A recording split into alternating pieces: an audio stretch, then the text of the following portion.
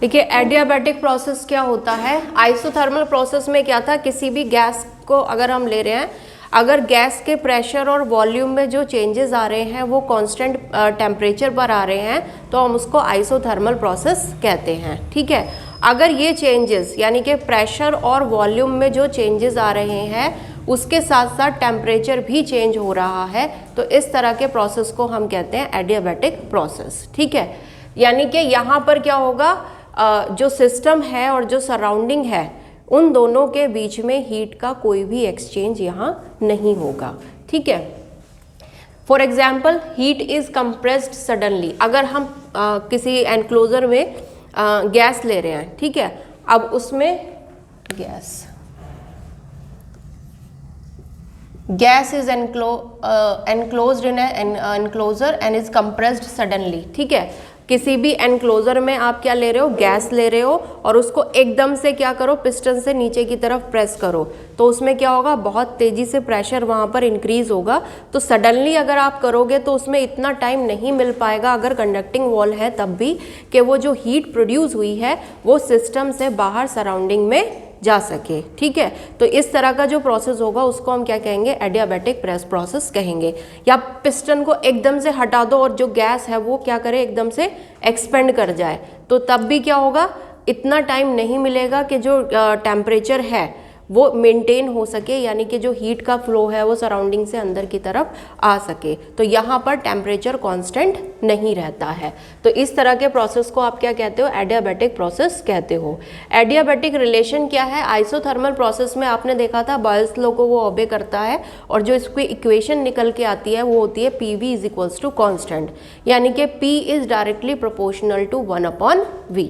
ठीक है, यहाँ पर P जो होता है वो डायरेक्टली प्रोपोर्शनल होता है 1/V rays to power R पे, यानी कि P इंटू V की power R is equals to constant, जिसको हमने यहाँ पर K मान लिया। तो ये जो इक्वेशन है PV raise to power R is equals to constant, इसी को हम एडियाबैटिक रिलेशन कहते हैं। ठीक है, जहाँ पे R क्या है, R रेशो है CP ओवर CV, जहाँ पर CP क्या है, स्पेसिफिक हीट है, विशिष्ट ऊर्जा है गैस की एट कांस्टेंट प्रेशर, और CV क्या है, specific heat of gas at constant volume. Specific heat क्या होती है, किसी भी 1 ग्राम गैस का टेम्परेचर 1 डिग्री सेंटीग्रेड से बढ़ाने के लिए, या किसी भी मटेरियल है आपके पास, मैटर है, उसको 1 ग्राम मैटर एक यूनिट मैटर है, उसका टेम्परेचर 1 डिग्री सेंटीग्रेड से बढ़ाने के लिए जितना भी आप हीट देते हो उसी को स्पेसिफिक हीट यहाँ पर कहते हैं। अगर वो प्रोसेस कांस्टेंट प्रेशर पे होगा तो आप क्या कहोगे, specific heat of gas at constant pressure, और अगर वो प्रोसेस किस में हो रहा है, एट कांस्टेंट वॉल्यूम में हो रहा है, यानी कि वॉल्यूम चेंज नहीं हो रहा है, तो उसको कहते हैं specific heat of gas at constant volume. ठीक है, तो यहाँ से आप क्या लिख सकते हो, इनिशियली जो P1 V1 raise to power R की वैल्यू होगी वही वैल्यू क्या होगी आपकी बाद में भी होगी, that means P1 V1 raise to power R is equals to P2 V2 raise to power R। ठीक है, अब आपको पता है perfect gas equation, ideal gas equation is equals to क्या होती है, PV is equals to nRT। यहाँ से आप P को क्या लिख सकते हो, nRT अपॉन V के बराबर लिख सकते हो। ठीक है, अब इस वैल्यू को अगर आप यहाँ पर पुट करते हो तो आपको क्या मिलेगा, nRT upon V into V raise to power R is equals to constant, जो हमने क्या माना है यहाँ पर, K माना है। ठीक है, तो आप इसको क्या लिख सकते हो, T V raise to power R minus 1 is equals to K upon NR। यहाँ पे ध्यान रखिए T क्या है, कांस्टेंट नहीं है, तो टेम्परेचर भी यहाँ पर क्या कर रहा है, वेरी कर रहा है। तो इस इक्वेशन को आप इस तरह से भी लिख सकते हो, K यहाँ कांस्टेंट है, N कांस्टेंट है, R कांस्टेंट है, यानी कि एक अनदर कांस्टेंट यहाँ पर आ गया है। तो आप ये भी कह सकते हो कि एडियाबैटिक प्रोसेस कब होगा, जब T into V raise to power R minus 1 क्या हो, कांस्टेंट आए आपके पास। या दूसरा आप इस इक्वेशन से V की वैल्यू क्या लिख सकते हो, nRT अपॉन P, और इस वैल्यू को जब आप फर्स्ट इक्वेशन में रखोगे तो आपके पास मिलेगा P और V की जगह आ जाएगा nRT upon P raise to power R is equals to constant K। तो यहाँ पर आपके पास आ जाएगा P raise to power 1 minus R into nRT power r is equals to constant k, या p की power 1 minus r into T की power r is equals to k upon nr की पावर r, जो क्या है फिर से एक कांस्टेंट आ गया है। यानी कि इस एडियाबैटिक प्रोसेस में आपको ये तीनों रिलेशन मिल सकती है, PV raise to power r is equals to constant, या TV raise to power r minus 1 is equals to constant, या P raise to power 1 minus r into T raise to power r is equals to constant. तो ये कैसा process रहेगा? Adiabatic process रहेगा।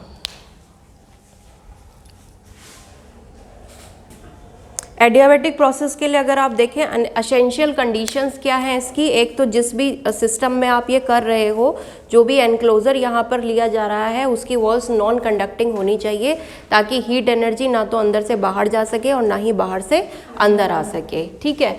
और दूसरा जो प्रोसेस होगा वो कैसा होना चाहिए? सडन, जैसे कि कंप्रेशन अगर हो रहा है तो वो एकदम से हो, या एक्सपेंशन हो रहा है और वो एकदम से होता है, तो ये दोनों प्रोसेस कैसे होते हैं? एडियाबैटिक प्रोसेस होते हैं। एग्जाम्पल, बाइसाइकिल की जो ट्यूब होती है, टायर जो होता है, वो कभी कभी एकदम से फट जाता है, तो वहाँ पर क्या है? गैस एकदम से एक्सपेंड कर जाती है, ठीक है। दूसरा, जो स्टीम इंजन्स होते हैं उसमें सिलेंडर्स यूज़ किए जाते हैं जहाँ पे स्टीम प्रोड्यूस होती है, और वो स्टीम जो होती है पिस्टन पे प्रेशर डालती है, जिसकी वजह से पिस्टन क्या होता है? ऊपर नीचे मूव करता है। तो वो जहाँ वो जो एक्सपेंशन है वहाँ पर वो भी कैसा होता है? एडियाबैटिक प्रोसेस ही होता है। क्लियर?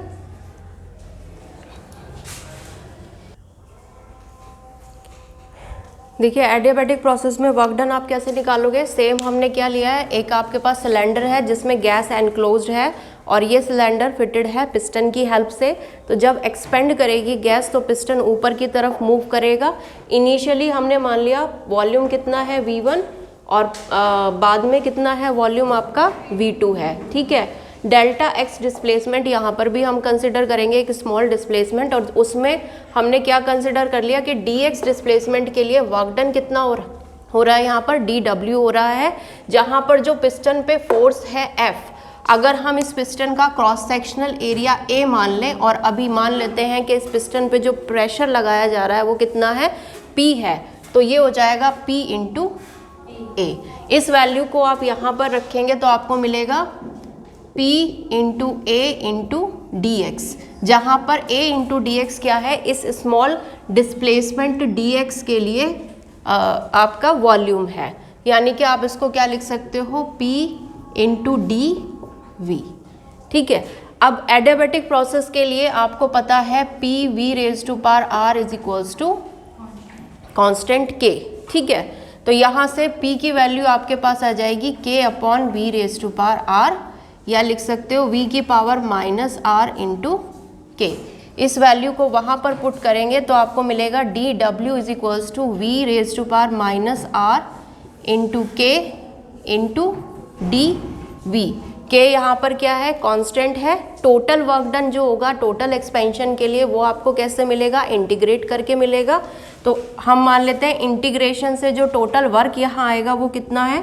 W है, K आपका कांस्टेंट है, लिमिट यानी कि वॉल्यूम जो चेंज हो रहा है वो V1 से V2 की तरफ जा रहा है, V1 to V2, V raise to power minus R into dV, ठीक है। तो V raise to power minus R into dV, अगर हम x की पावर माइनस n का इंटीग्रेशन करते हैं तो आपके पास वैल्यू यहाँ पर कितनी आ जाएगी? K V raise to power 1 minus R upon 1 minus R, और लिमिट है आपकी V1 से लेकर के V2 तक। तो इसकी वैल्यू आप जब पुट करोगे तो आपके पास आ जाएगा K, ये आपका आ जाएगा 1 अपॉन R, बाहर ले लो, और ये हो गया आपका V2 power 1 minus R minus V1 power 1 minus R। ये आपका क्या आ गया? आप work done, total work done जो यहाँ पर एडियाबैटिक प्रोसेस के अंदर आपको मिलेगा।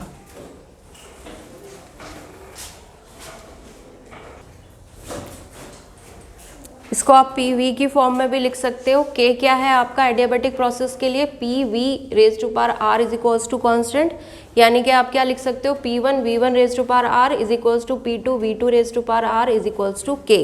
यानी कि K की आप ये वैल्यू भी सब्सटीट्यूट कर सकते हो और ये भी सब्सटीट्यूट कर सकते हो, दोनों की वैल्यूज़ क्या होंगी यहाँ पर बराबर होंगी। तो अगर आप इस वर्क डन की इक्वेशन में K की वैल्यू रखते हैं W is equals to 1/1 minus R, ठीक है, K मल्टीप्लाई होगा V2 के साथ, V2 है तो हम P2 V2 raise to power R वाली वैल्यू रखेंगे, V2 raise to power 1 minus R minus यहाँ पर क्या है V1 है तो हम P1 V1 raise to power R value रखेंगे, V1 raise to power 1 minus R। तो ये आपका आ जाएगा 1/1 माइनस R, V की पावर R और V की पावर माइनस R दोनों जगह पे क्या हो जाएंगी कैंसिल, तो आपको क्या मिलेगा P2 V2 minus P1 V1। तो इस तरह से आप क्या निकाल सकते हो एडियाबैटिक प्रोसेस में एक्सपेंशन के केस में टोटल वर्क डन।